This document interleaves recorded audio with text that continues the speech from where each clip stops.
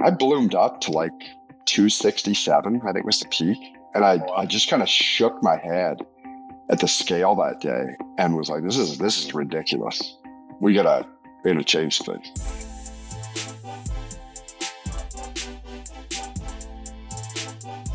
My name is Brian Panuzzo. I am a former bond trader turned executive health and performance coach. I know exactly why your health keeps losing to your calendar, and I help you build a system that fixes it for good. I know your world as a financial professional from the inside because I lived it for 20 years. Welcome back to the show. This is the Success Lift Podcast, and I'm your host, Brian. And I am so pumped for you to be back with me this week because I have a guest. I normally don't. Typically, this show is me speaking into the mic, talking to you as the authority. Well, I have guests on when I am your expert. That's why you tune in. I say that with a bit of humility and humor and as little ego as I possibly can say, just pumping my own chest and patting my own back right there. But it's true. I wanted to make sure this podcast was my point of view, my authority.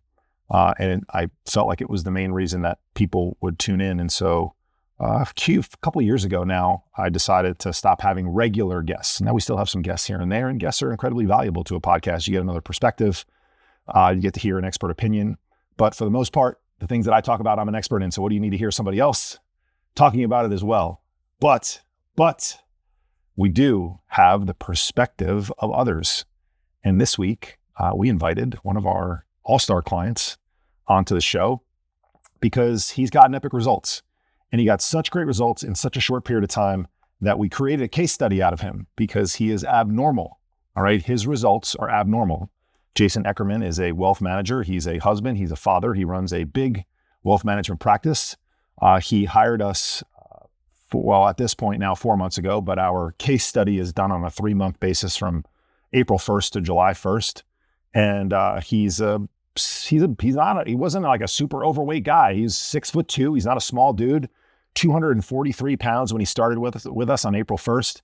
And super excited to say that as of July 1st, Jason was 205 pounds or something like that. He lost 38 pounds with us. Now, since the case study was finished with Jason, he's gone on to lose even more weight. He's down over 40 pounds now in the month of July in totality at the time of this recording. And that is cool. That is great. That is not normal. Okay. Just be totally upfront with you. 38 pounds in 3 months for somebody who's not like obese. Jason is not obese. He had plenty of fat to lose. There's still some more to take off of him, to be fair, but he was not walking around with people going, dude, like something's got to change in your life. I mean, 6'2", 240. I mean, that's like, average size for any guy, 6'2", walking around that you see around the office, around New York City, around a major city, certainly at the beach or at the country club. You see a 6'2" guy walking around and he's, 230, 240 pounds. You don't even blink an eye. He looks like totally fine. But he knew that there was more out there for him. He has a young son. His young son is getting into training. He's starting to care about his body physically. He wants to play with his dad. He wants to be active. He wants his dad to show him to do things like strength training and play outside. And he noticed that he was not up to task when it came to that. He was not able to perform his duties as a father the way he really wanted to. He felt like he wasn't leading his son. He felt like he wasn't showing him the right way, being a role model. And you, my friend, listening to this, watching this on YouTube, you are an influencer. You may shake your head at that. You may say, I'm not an influencer. I'm just a corporate executive. I just am a financial professional. I'm a wealth manager. I'm a portfolio manager. I'm a trader. I don't do this social media stuff. You have influence. You have influence over the people in your world, in your circle, in your bubble. Okay. Much more so than I do. Because if you shared a podcast episode with your 13-year-old son, he'd be like, I don't want to listen to some random guy I've never heard of before, but he watches you every day. Now I get it. Our kids would, like your dad, and I'm dad too to my 16-year-old son, who's a high performer trying to, chase a Major League Baseball dream. And who better, I guess maybe there's slightly better people. I didn't play Major League Baseball, but who better from a performance standpoint, from a preparation standpoint, from a mindset standpoint, right? From a nutrition and strength standpoint, to have in his corner as a dad than me. It's not that many better people. But still, to this day, there's certain things that my son, like kind of, he listens to and then just like puts aside. And then somebody who isn't me tells him, and he's like, yeah, that's a great idea. So I get it. Your kids might not always be listening to you, but I'll tell you what they are doing. And this is cliche as heck, but they're watching you. They're watching you. They see what you look like. They see what you look like with a bathing suit on this weekend. They see how you carry yourself. They see you, hear you when you get up out of the chair and you moan and groan about your low back. They see your habits. And Jason didn't want that. And so he went to work on himself, and he got some pretty epic results. And the cool part is that, he wasn't a monk this entire time. I mean, did he follow a fairly strict plan that we set for him because he believed he could stick to it and adherence is the number one priority for us? Yeah. Yeah. The plan that we built for him was able to be adhered to, clearly. But he also had some fun moments. All right. His wife bakes homemade sourdough bread. I thought carbs were a no, Brian. Of course they're not, except when you lather them with, butter, cream cheese, and oil. And that's amazing too. But the sourdough bread ain't the problem. So I think I remember telling him on our first call, I'm like, the last thing I'm going to do is take away your wife's homemade sourdough bread. As a sourdough bread fan myself. But it's like, why would you ever tell your wife that she just made something with care and love? And you're like, I can't have that. My coach told me I can't have that. Right. But we made some subtle changes. We started to upgrade some of the things he was eating on a consistent basis. Okay. We got him moving more. We got him prioritizing strength training. We got him just like bookending his days with a really, really strong PM routine that leaked in and influenced his AM routine.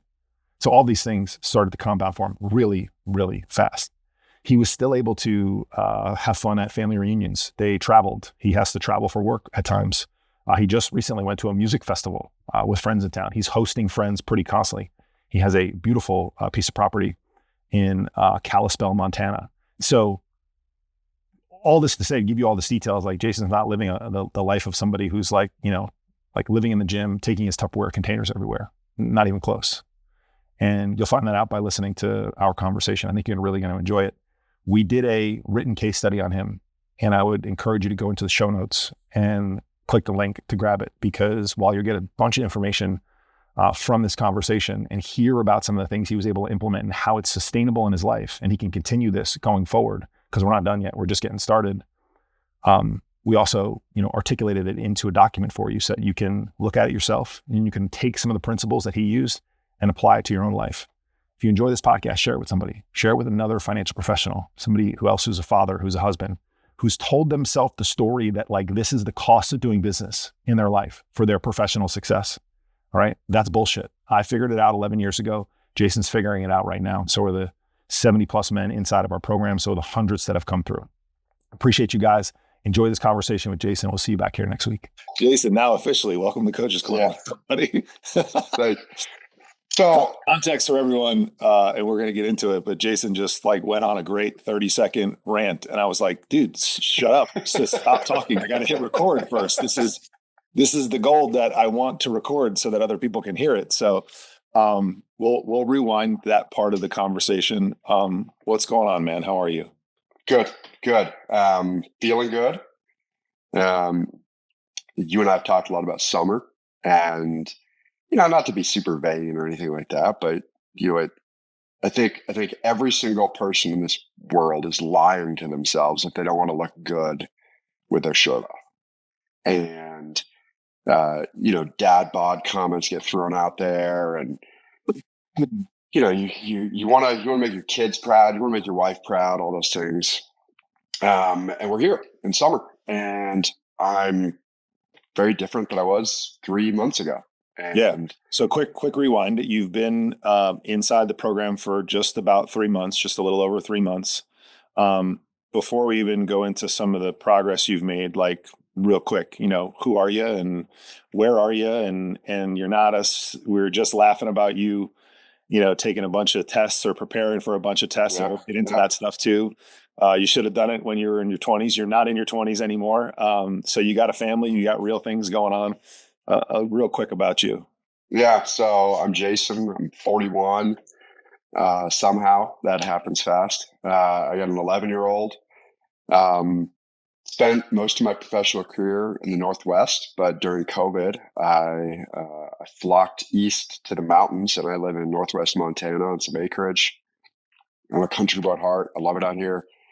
I spend more time hanging out on my front porch watching sunrises than I do in traffic, and I think that's a good thing. Amen, bro. Amen. Yeah. Always struggled with my physical health. I was an introvert growing up, so I would have much more fun sitting on video games or building a model in my room than playing sports with friends. I did play some sports, but that was my safer space, my go-to. And I love myself some potato chips and soda and candy bars. As a 15-year-old, and so I think I graduated high school at like 2:30, and I'm 6'2". I'm a big guy. I got a big build. I'm not some super skinny, lanky guy. I'm a broad dude. And then I actually went to college and dropped a bunch of weight.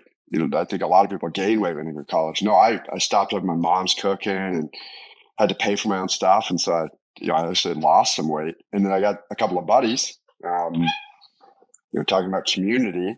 I got a couple of buddies that the way we filled some spare time was we went to the gym and we lifted, and we actually turned our fraternity house into kind of a meathead house, because we would have a crew of like 20 to 30 of us walking down to the gym every day, filling that gym, spotting people. We made friends with other fraternities, just kind of became the regulars at the gym in all the IMA sports that we had at our school. And that was great. I was in really good shape, and I kept that going after college for a bit. But then I got into my career. I'm a financial advisor, and life gets busy.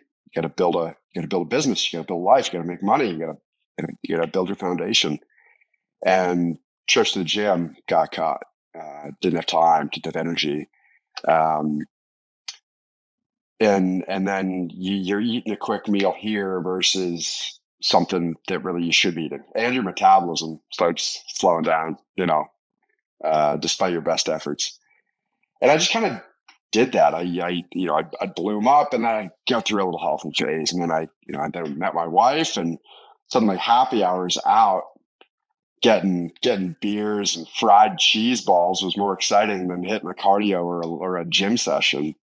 And then we got a kid, and I want to spend time with him. I just had the one, and I want to enjoy watching him grow up, and so I would do that. And these are all excuses. I look back and I'm like, these are all excuses. I could have had him on a chest carrier, walking on a treadmill in my garage at home. Could have done it. Could have gone for more walks outside, but just kind of dealt with that cycle. And when we moved here, we wanted community, and we wanted some friends, and so we were chatting with people and meeting people and going to dinners, barbecues, and things all the time. I bloomed up to like 267, I think was the peak, and I just kind of shook my head at the scale that day and was like, "This is ridiculous. We gotta change things." And so prior to Tom introducing me to you, I had worked my way through some attempts to be healthy. Tried the carnivore diet, loved it. Because I'm eating ribeyes twice a day, and I'm not eating anything else except some blueberries at night. And I actually lost weight. We did Whole30 because my wife loves a lot of the Whole30 meals. And so we did that for a while. We stopped drinking for like 2.5 months, and then realized we don't really love drinking that much. So they weren't bad things, but I wouldn't do them consistently, and then I'd fall off, and then I'd be right back to it. And so where we got to, and I think what could have led to us connecting, was I was in great. I don't want to say great. I was in good shape last summer because I was doing jiu-jitsu 3 days a week, but each session was 2 to 3 hours. And I was doing some lifts. I was doing a lot of stuff around my property, so getting a lot of steps, being active, just generally not having that much time to eat. So I'm not sitting around, and I eat when I'm bored, I think a lot of people. And so I got down to like 213 or something like that, and then I got my blue belt. And then we went to Europe for 3 weeks, and I delicious meals. And yeah, we walked a lot, but then, then we're making those meals at home and we're drinking and we're hanging with friends, and it builds right back up. And I get to March of this year and I see my buddy Tom, and I'm at 243. I think it was the highest I logged in at. And he had been working with you, I think, for like a year, and loved it. Was feeling so good. Loved having a plan and a strategy, which makes sense because him and I are business partners and we build plans and strategies for folks. For a living. Yeah, for a living. Yeah. But we can't seem to figure out how to do that for stuff for ourselves. And that's what, we were kind of chatting about before is it's not rocket science what I do. People, especially with AI, people can type their whole life situation into an agent and get some pretty decent feedback on a rough asset allocation, a savings strategy, a debt pay down strategy. Should go talk to an accountant or an attorney. So the obstacle is execution, I think, in a lot of ways. And I've described myself to clients for years that I'm kind of like a personal trainer for your finances. You know that you should save. You know that you should be responsible with how you manage your money. You shouldn't put it all under the mattress. You should invest some at a right ratio for you. And I'm here to make you, make sure it actually happens and help hold you accountable. And to make sure that you actually hit that most important stage, which is actually doing it. And then same with this, like, yeah, I knew that I should get off my butt and go walk more and do more steps. But after a long day and you don't have that accountability, it's super easy to go veg on the couch, doom scroll, and have a cool experience with your kid where you make these delicious, super cheesy nachos where I probably consumed like 3,000 calories in that meal, but it was great. So I would do shit like that. And, and that's what kind of led us to when you and I started chatting. Yeah. My business started, early stages of working with people who I knew for a long time. I still attract a lot of people that were ex-colleagues, clients, whatever, that I've known for a very long time. And so all of my relationships with clients, I take pride in, really deepening and getting to know them and talking shit and having a good time. But some of them I've known for decades already. Yeah.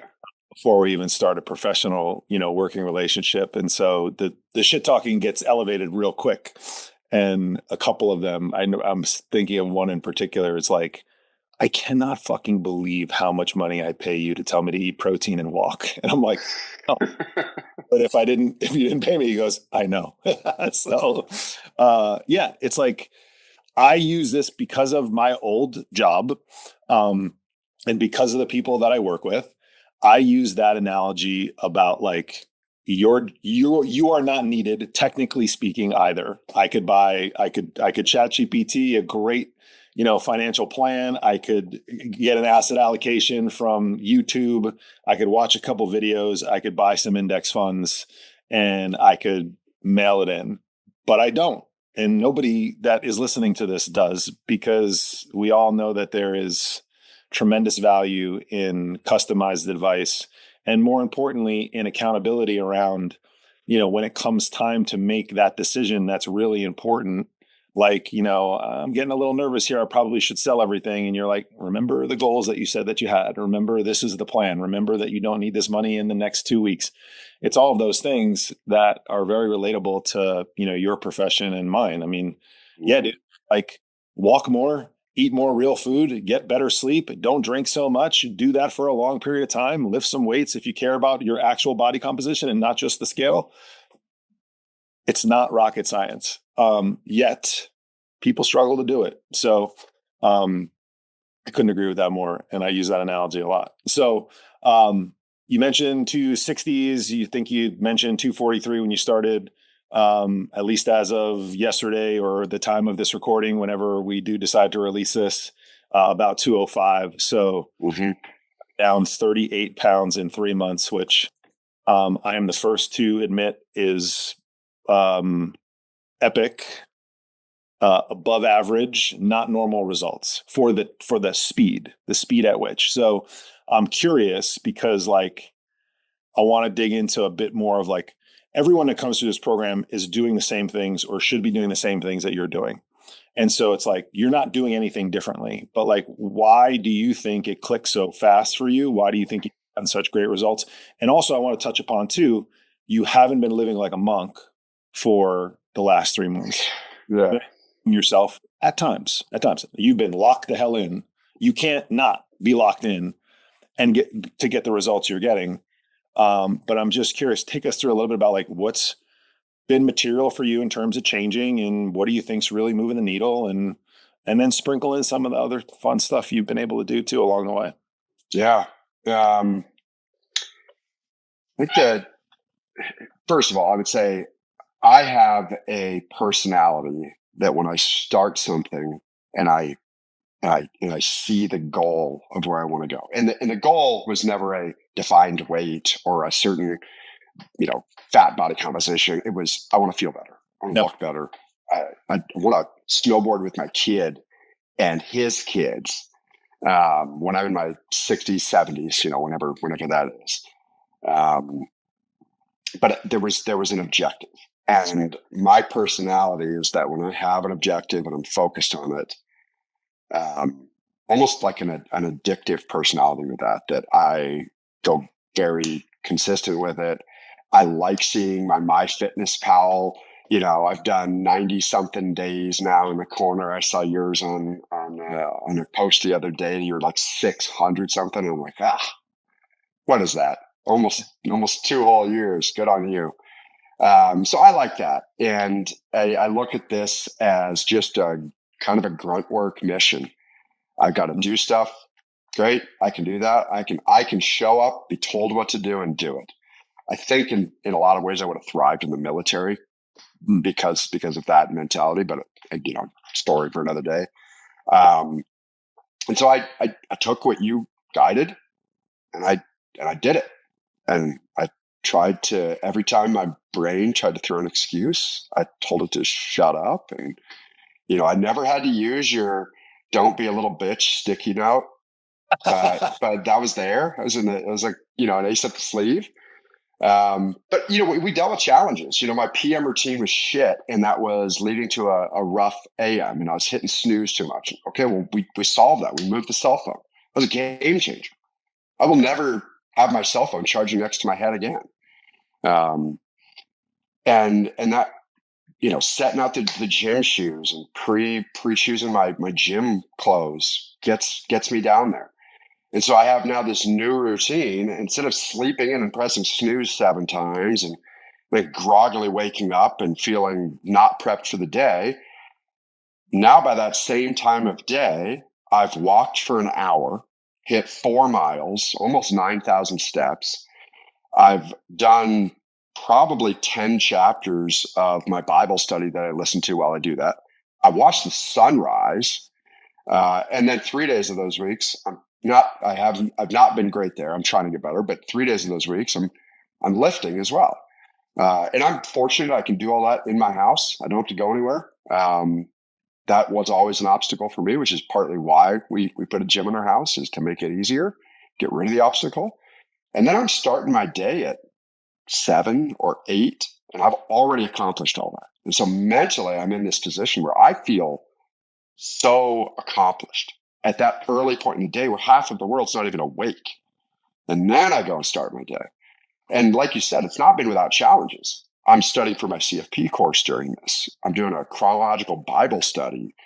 We do tons of spring projects. My family, we always get ridiculously too busy in the spring, trying to do too much and prep for people visiting and all this stuff. There's been surprises along the way. My aunt passed away. We had to do an impromptu trip. I've done 3 business trips. I hosted my cousins. And like you said, it's not like I've been a monk. I had 2 different double smash burgers with fries last week. Ate potato chips, drank beer, seltzer, went on a boat twice. I don't know how you go on a boat and don't have at least one seltzer. So it's not been without challenges, but I've just, soon as my family left, I smoked 2 whole chickens to prep us for the week. So we had plenty of chicken around, easy protein snacks. I think another thing that's inspiring me is I'm trying to lead by example for my son. I can tell he's got the same kind of broad body type that I have. He's not that kid who's got the crazy low momentum or super high metabolism where he just can eat whatever he wants whenever. He's still got kid metabolism, but I see seasons where it's like, you've been inside a lot and you've been eating a lot of those potato chips. And yeah, they're organic and healthy, but they're still potato chips. And so it's like, well, how about you, find this chicken in the fridge and have that and have some cherries. And I got him in this protein shake that I liked and that he's doing now. So part of it's inspiring him. And the best way I've always learned is by teaching. And so that's helps hold me accountable, trying to get him and my wife's on board. That has made it easier. But we still go out. We see people. We're seeing people tonight at a baseball game. I'm going to eat dinner at a baseball stadium tonight. And it's probably not going to be good on the macro list. Tomorrow we're doing a barbecue. But I know that my meals outside of those events are going to be solid. Yeah. And now Sunday, I'm going to get right back at it because I want to. It's not like I'm eating bad meals. I made some ground beef, egg white scramble the other day. That was like, I wanted to go find my wife and tell her how good this is so she could try it. It's legitimately good, but it's retraining your palate. Yeah. I'm actually looking at your food log right now as we speak. A couple things I notice. Number one, I'll have to point out what I think really works for you is the repetition of the things that, are producing great results for you. Like your egg scramble, there's a version of that on many of the days, just like I have, just like most people I think inside this program have. You're eating a lot of the same things that, when we talk about, it's like the boring moments that allow you to compound, the barbell moments. You just described one end of the barbell, which was your cousins in town and on the boat and having drinks and eating pizza and smash burgers and potato chips. But you're also flawlessly most of the time executing a lot of it's Tuesday morning. Hey, right now it's Friday morning, right? At the time of this recording, July 4th is tomorrow. We are all probably going to take a bit of a break in the action. Some of us starting maybe this afternoon, and then through Sunday. But it's Friday morning. What are we doing right now? Let's eat some egg whites this morning. Let's have some Greek yogurt this morning. That type of mentality. Even I would go so far to say tomorrow morning. I guess, if I'm back in New Jersey at my golf club, I'm probably playing golf tomorrow morning. I'm probably having a vodka after the first hole because that's when the halfway house is. So right away, you can get your drink right after you finish the first hole. It's an unbelievably great setup. But before that, I'm probably having a protein shake before I get there. Or, so it's think about, where can you manage some of these moments that maybe we give it away? You do a really good job, but you also are having some bratwurst and some homemade sourdough. Here's guys, when I talked to Jason for the first time, he's telling me about this sort of rural life that he lives. And it is very different than many people inside this program. He has a job very similar to many of you guys, but he also gets to live by choice because he's created a life that he wants in an area where, they grow some of their own food. His wife's making homemade sourdough. I mean, I think I vividly remember saying the last thing I'm going to tell you to do is not eat your wife's sourdough with the homemade butter, maybe just a little bit less butter on it, type of thing, or that type of, but the last thing I'm going to tell you to do is we can't have any sourdough, so, I see you executing sort of this barbell strategy, which we've been talking a lot inside the program recently, especially given the seasonality of that concept of hey man, there's going to be a lot of these moments, especially for you, I would say, for someone who lives in an area where it's really winter. When it's winter, it's really winter, and you don't get to enjoy this as many summer moments as I do in Southern California. And so you're probably going to want to have more of these moments on one side. And therefore it does require you to execute a bit better on the other. Yeah. I mean, I think I described myself to somebody recently as kind of like a bear. I hibernate somewhat in the winter. Days are shorter. Our circadian rhythm changes, and we sleep more. My business, we design our busy season, fall and spring, so that winter season is typically slower. We also make summer slower so that we can enjoy it and our clients can enjoy it. So the seasonal thing has never bugged me, but hell yeah, I want to execute. So execute on those days where it doesn't matter if you skip breakfast beforehand with the boys and instead you pack an egg white, lean beef burrito and a protein shake, and then you pack another protein shake for the turn instead of a hot dog. I think part of it is also not giving a shit what people think. Like, if my buddies are going to judge me because at the turn, I still grab a drink with them, but I chug a protein shake instead of grabbing a Snickers and a hot dog, which was the go-to for years. Are they really my friends? Like, why do I care? So I can take some. I'll get some rizzing. I'll get some shit for it. I'm fine. That's what I was about to say. If it's anything more than the normal shit talking, which I should expect, and oh, by the way, I want, because that's the relationship, right?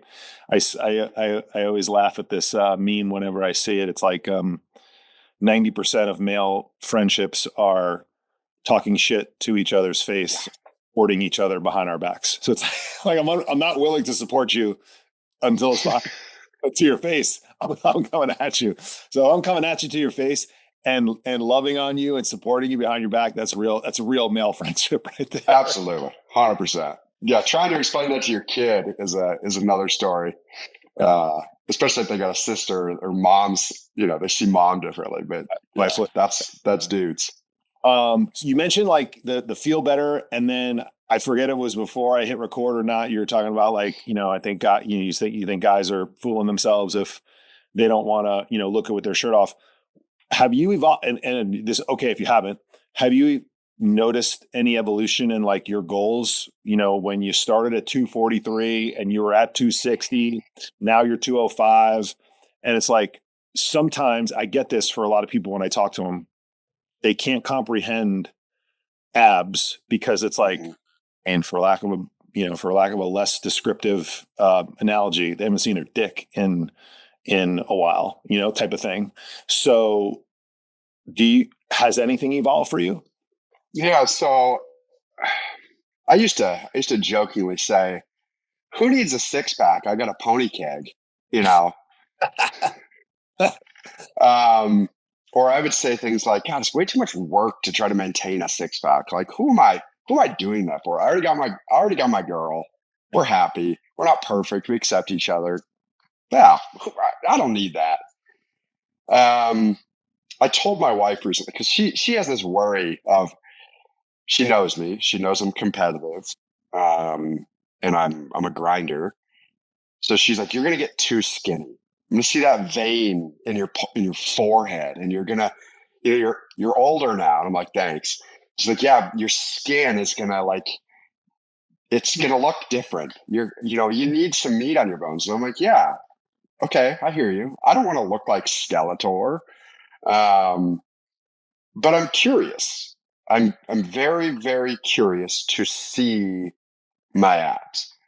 I remember I had this memory of like 4th or 5th grade and seeing this. He's like the star athlete at that time in our school, and he had this just ripped washboard out. I'm like, golly, I would like that. And I never got it. I got close in my mid-20s because I think I was too poor to eat. So I just would buy 50-pound bags of protein and just eat that.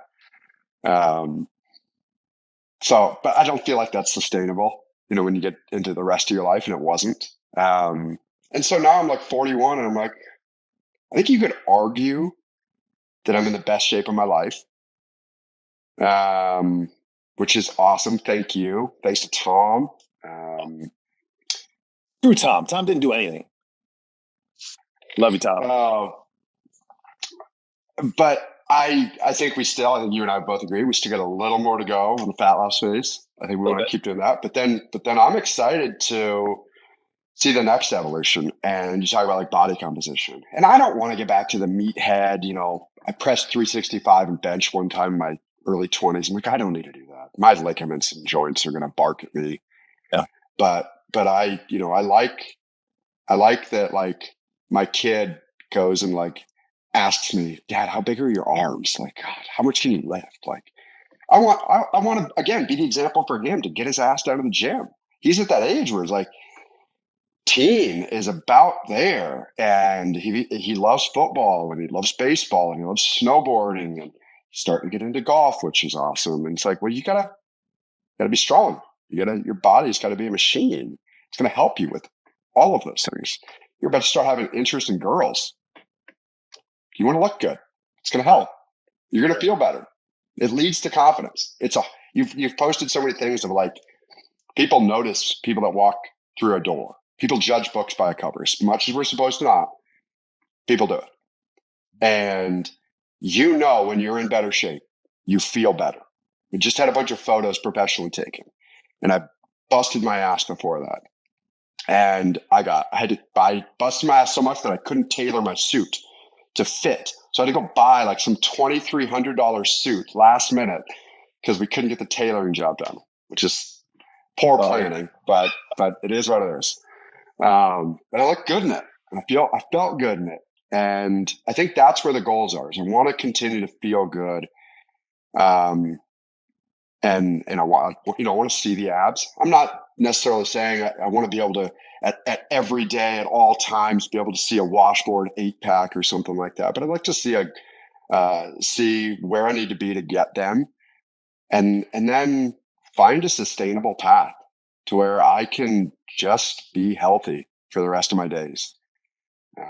And that's really my main goal. Dude, love it, man. That's awesome. Those are great goals to have. And it's cool to see your evolution of them change a bit, and the belief that now it's like, what else is possible? And then the knock-on effect to like being a role model and a leader for your son. I know we always know that, we're doing that, but to start to see it come to fruition is really cool. So you're doing great. Appreciate you. Thanks for all your help. Looking forward to seeing your muscle building phase, and seeing all abs come in, and seeing what's next for you. Cool. Thanks, Brian. Thanks, Cash. See you next week. Bye.